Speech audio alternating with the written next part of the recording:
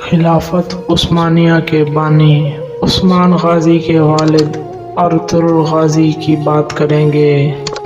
Ertugrul Ghazi ترک اوغز کی شاہ کائی قبیلہ کے سردار سلیمان شاہ کے بیٹے اور سلطنت عثمانیہ کے بانی عثمان اول کے والد تھے۔ ولادت کا زمانہ 1191 کا ہے۔ ارطغرل غازی ایک بہادر، نڈر، بے خوف، عقل مند، دلیر، ایماندار اور باروب سپاہی تھے۔ ساری عمر سلجوقی سلطنت کے وفادار رہے۔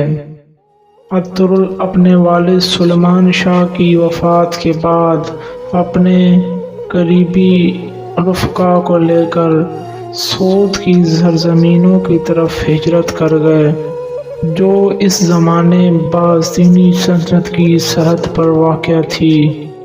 سلطان علاء الدین کیقوباد اول نے ارطغرل کی خدمات سے متاثر ہو کر ان کو سعود اور اس کے نواح میں واقع دوسرے شہر بطور جاگیر عطا کیے اور ساتھ ہی سردار اعلیٰ کا عہدہ بھی دیا۔ آس پاس کے تمام ترک قبائل ان کے ماتحت آ گئے۔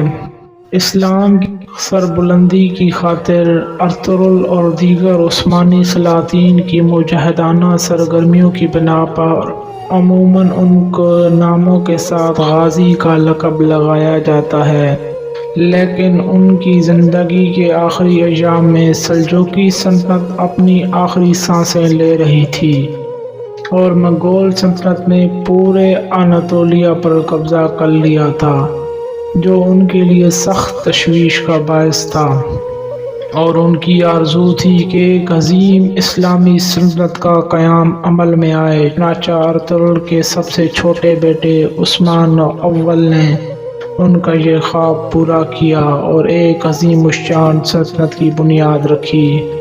وفات کے وقت ارطغرل کی عمر 90 سال سے زیادہ تھی۔ وہ ترکی کے شہر سوت میں مدفون ہے۔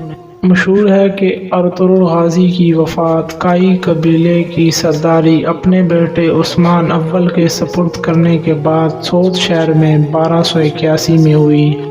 مقبرے کی تعمیر 13ویں صدی کے آخر میں ہوئی، لیکن اس کی درست تاریخ کا تعین کرنا مشکل ہے۔ اس کو پہلے عثمان اول نے قبر کے طور پر تعمیر کیا تھا، بعد میں یہ محمد اول نے اس پر ایک مقبرہ تعمیر کرایا تھا۔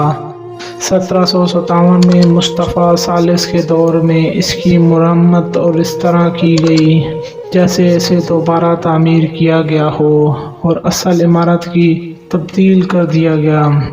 1886 میں عبدالحمید ثانی نے بحال کیا۔ اس کے ساتھ ہی وضو کے لیے ایک چشمہ بھی تعمیر کیا گیا۔